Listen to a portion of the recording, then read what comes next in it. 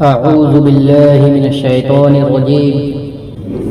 بسم الله الرحمن الرحيم. عن عثمان بن عفان رضي الله عنه قال: سمعت رسول الله صلى الله عليه وسلم يقول: من صلى العشاء في جماعة فكأنما قام نصف الليل، ومن صلى الصبح في جماعة فكأنما صلى الليل كله. یہ مسلم شریف کی حدیث میں نے آپ لوگوں کے سامنے بیان کیا ہے، جس کا ترجمہ یہ ہے کہ حضرت عثمان بن عفان رضی اللہ تعالیٰ عنہ فرماتے ہیں کہ میں نے رسول اللہ صلی اللہ علیہ وسلم کو یہ ارشاد فرماتے ہوئے سنا کہ جو شخص عشاء کی نماز با جماعت کے ساتھ پڑھے گویا اس نے آدھی رات عبادت کی، اور فجر کی نماز بھی جماعت کے ساتھ پڑھ لے تو گویا اس نے پوری رات عبادت کی۔ عن ابی ہریرہ رضی اللہ عنہ قال: قال رسول اللہ صلی اللہ علیہ وسلم: ان اثقل صلاة على المنافقین صلاة العشاء وصلاة الفجر۔ حضرت ابو ہریرہ رضی اللہ تعالیٰ عنہ فرماتے ہیں کہ رسول اللہ صلی اللہ علیہ وسلم نے ارشاد فرمایا: منافقین پر سب سے زیادہ بھاری عشاء اور فجر کی نماز ہے۔ عن ابی ہریرہ رضی اللہ عنہ ان رسول اللہ صلی اللہ علیہ وسلم قال: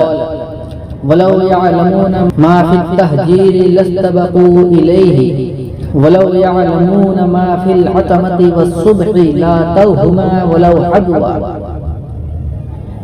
کہ حضرت ابو ہریرہ رضی اللہ تعالیٰ عنہ روایت کرتے ہیں کہ رسول اللہ صلی اللہ علیہ وسلم نے ارشاد فرمایا: اگر لوگوں کو ظہر کی نماز کے لیے دوپہر کی گرمی میں چل کر مسجد جانے کی فضیلت معلوم ہو جاتی تو وہ ظہر کی نماز کے لیے دوڑتے ہوئے جاتے، اور اگر انہیں عشاء اور فجر کی نمازوں کی فضیلت معلوم ہو جاتی تو وہ ان نمازوں کے لیے مسجد جاتے، چاہے انہیں کسی بھی بیماری کی وجہ سے کسی بھی بیماری کا سامنا کرنا پڑے، یا پھر کسی بھی بیماری کی وجہ سے چل نہیں سکتے، گھسٹ کر ہی جانا پڑے، لیکن وہ جاتے۔ عن ابی بکرۃ رضی اللہ عنہ قال: قال رسول اللہ صلی اللہ علیہ وسلم: من صلى الصبح في جماعة فهو في ذمة الله، فمن أخر ذمة الله كبه الله في النار لوجهه۔ حضرت ابو بکر رضی اللہ تعالیٰ عنہ سے روایت ہے کہ رسول اللہ صلی اللہ علیہ وسلم نے ارشاد فرمایا: جو شخص صبح کی نماز جماعت کے ساتھ پڑھتا ہے وہ اللہ تبارک و تعالیٰ کی حفاظت میں ہوتا ہے۔ جو اللہ تعالیٰ کی حفاظت میں آئے ہوئے شخص کو ستائے گا اللہ تبارک و تعالیٰ اسے اوندھے منہ جہنم میں پھینک دیں گے، جہنم میں ڈال دیں گے۔ عن انس بن مالک رضی اللہ عنہ قال: قال رسول اللہ صلی اللہ علیہ وسلم: من صلی اللہ 40 یوما فی جماعت یدرک التکبیرۃ الاولی کتبت له براءۃ من النار وبراءۃ من النفاق۔ حضرت انس بن مالک رضی اللہ تعالی عنہ فرماتے ہیں کہ رسول اللہ صلی اللہ علیہ وسلم نے ارشاد فرمایا: جو شخص 40 دن اخلاص سے تکبیر اولیٰ کے ساتھ باجماعت نماز پڑھتا ہے تو اس کو 2 پروانے ملتے ہیں، ایک پروانہ جہنم سے بری ہونے کا، دوسرا نفاق سے بری ہونے کا۔ حضرت ابو ہریرہ رضی اللہ تعالیٰ عنہ فرماتے ہیں کہ رسول اللہ صلی اللہ علیہ وسلم نے ارشاد فرمایا: میرا دل چاہتا ہے چند جوانوں سے کہوں کہ بہت سارا ایندھن اکٹھا کر کے لائیں، پھر میں ان لوگوں کے پاس جاؤں جو بغیر کسی عذر کے گھروں میں نماز پڑھ لیتے ہیں اور ان کے گھروں کو جلا دوں۔ یہ ابو داؤد شریف کی حدیث ہے۔ حضرت ابو ہریرہ رضی اللہ تعالیٰ عنہ سے روایت ہے کہ رسول اللہ صلی اللہ علیہ وسلم نے ارشاد فرمایا: جو شخص اچھی طرح وضو کرتا ہے پھر جمعہ کی نماز کے لیے آتا ہے، خوب دھیان سے خطبہ سنتا ہے اور خطبے کے دوران خاموش رہتا ہے تو اس جمعہ سے گزشتہ جمعہ تک اور مزید 3 دن کے گناہ معاف کر دیے جاتے ہیں۔ کتنا بڑا اجر ہے! اور ہم کیا کرتے ہیں؟ ادھر امام صاحب خطبہ دے رہے ہیں مسجد میں اور ہم گپ شپ لگائے رہتے ہیں، دنیا کی باتوں میں مشغول رہتے ہیں۔ خطبہ کی بہت بڑی فضیلت ہے میرے دوستوں، میرے بھائیوں۔ خطبے کے وقت بالکل خاموشی سے خطبے کو سننے کا حکم ہے۔ یہاں تک کہ بتایا گیا ہے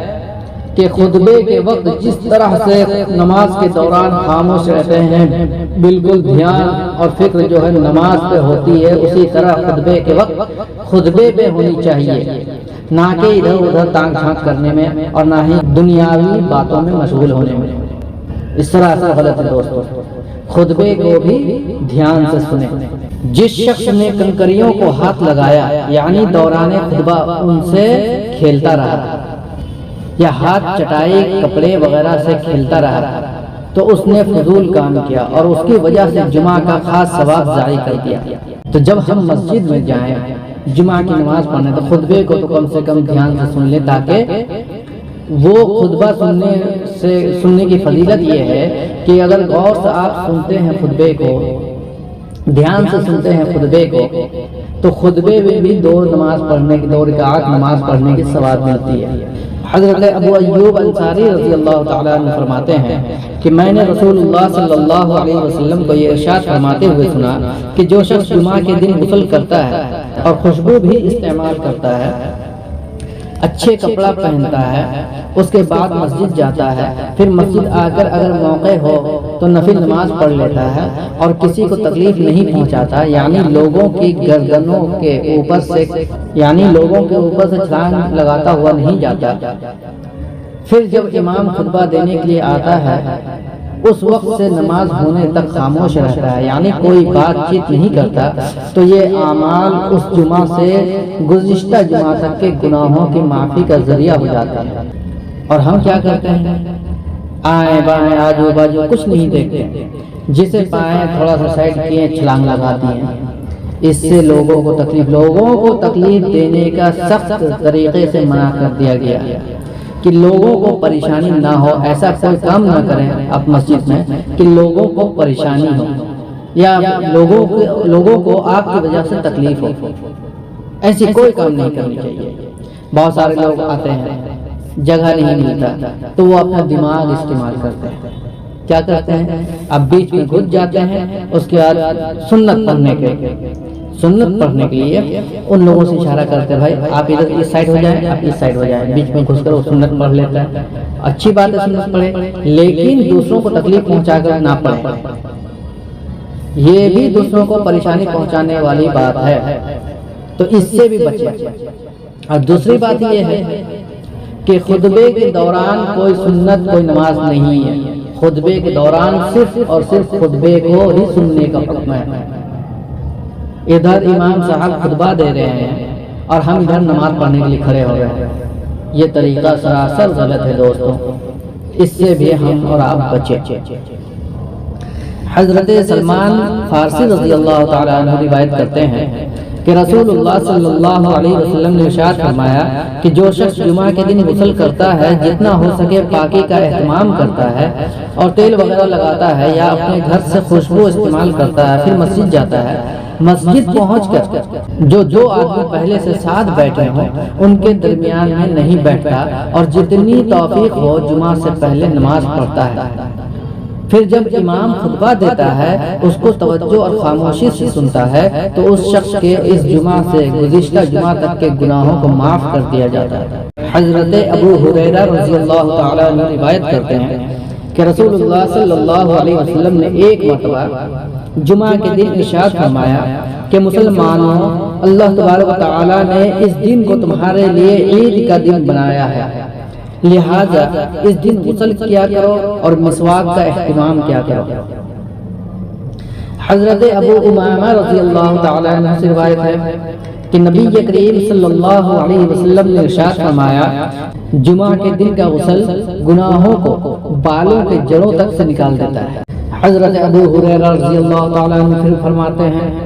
کہ رسول اللہ صلی اللہ علیہ وسلم نے ارشاد فرمایا جب جمعہ کا دن ہوتا ہے فرشتے مسجد کے دروازے پر کھڑے ہو جاتے ہیں، پہلے آنے والے کا نام پہلے، اس کے بعد آنے والے کا نام اس کے بعد لکھتے ہیں، اسی طرح آنے والوں کے نام ان کے آنے کے ترتیب سے لکھتے رہتے ہیں۔ جو جمعہ کی نماز کے لیے سویرے جاتا ہے اسے اونٹ صدقہ کرنے کا ثواب ملتا ہے۔ اللہ تبارک و تعالیٰ ایک ایک چیز میں، ایک ایک قدم پہ کتنی فضیلت رکھے ہیں، کتنی فضیلت دی ہے۔ اگر ہم اور آپ سوچ کر اللہ اور اس کے رسول صلی اللہ علیہ وسلم کے طور و طریقے پر ایک ایک قدم رکھیں تو ہر قدم پہ کتنی فضیلت ہے، اس کا اندازہ ہم اور آپ نہیں لگا سکتے۔ تو جو جمعہ کے نماز کے لیے سویرے جاتا ہے اسے اونٹ صدقہ کرنے کا ثواب ملتا ہے، اس کے بعد آنے والے کو گائے صدقہ کرنے کا ثواب ملتا ہے، اس کے بعد آنے والے کو مینڈھا، اس کے بعد آنے والے کو مرغی، اس کے بعد آنے والے کو انڈا صدقہ کرنے کا ثواب ملتا ہے۔ جب امام خطبہ دینے کے لیے آتا ہے تو فرشتے اپنے وہ رجسٹر جن میں آنے والوں کے نام لکھے گئے ہیں لپیٹ دیتے ہیں، یعنی بند کر دیتے ہیں، اور خطبہ سننے میں مشغول ہو جاتے ہیں۔ حضرت یزید بن ابی مریم رحمۃ اللہ علیہ فرماتے ہیں کہ میں جمعہ کی نماز کے لیے پیدل جا رہا تھا کہ حضرت عبایہ بن رفاعہ رحمۃ اللہ علیہ مجھے مل گئے اور فرمانے لگے تمہیں خوشخبری ہو کہ تمہارے یہ قدم اللہ تبارک و تعالیٰ کے راستے میں ہیں۔ میں نے ابو عبس رضی اللہ تعالیٰ عنہ کو یہ فرماتے ہوئے سنا کہ رسول اللہ صلی اللہ علیہ وسلم نے ارشاد فرمایا جس کے قدم اللہ تبارک و تعالیٰ کے راستے میں غبار آلود ہوئے تو وہ قدم دوزخ کے آگ پر حرام ہو گئی۔ ایک جگہ حضور رسول کریم صلی اللہ علیہ وسلم ارشاد فرماتے ہیں کہ جو شخص جمعہ کے دن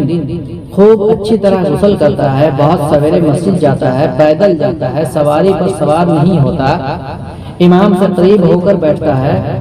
اور توجہ سے خطبہ سنتا ہے، اس دوران کسی قسم کی بات نہیں کرتا، خاموش رہتا ہے، تو وہ جتنے قدم چل کر مسجد آتا ہے اسے ہر قدم کے بدلے 1 سال کے روزوں کا ثواب اور 1 سال کے راتوں کی عبادت کا ثواب ملتا ہے۔ حضرت عبداللہ بن عمر رضی اللہ تعالیٰ عنہ فرماتے ہیں